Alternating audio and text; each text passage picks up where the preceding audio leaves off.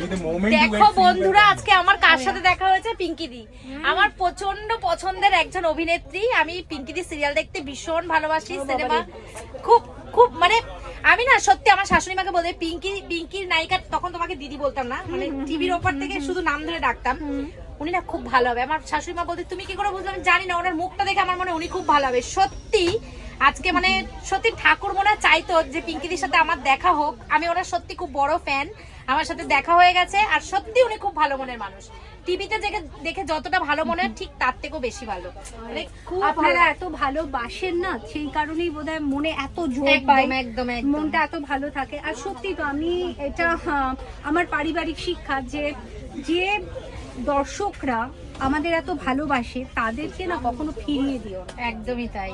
Actually আমাদের কাছে কিন্তু দর্শকই ভগবান। একদম আমরা না ভালোবাসলে তোমরা তোমাদের দাম নেই কিন্তু অ্যাকচুয়ালি কোথায়, সত্যি তাই। মানে আমি তো দর্শককে মনে করি সূর্যের মতো, যে কারণে আমাদের ছায়াটা পড়ে। একদম খুব ভালো থাকবেন, খুব ভালো রাখবেন আমাদের, আশা করি আমরা। সত্যি আজকে এত আনন্দ হচ্ছে তোমার সাথে দেখা হয়ে, কি বলবো, আমার ভীষণ ভীষণ পছন্দের পিঙ্কিদি, ভীষণ পছন্দের আমার।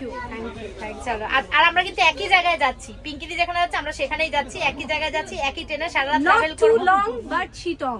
একদম খুব মজা। ঠিক আছে, চলো টাটা।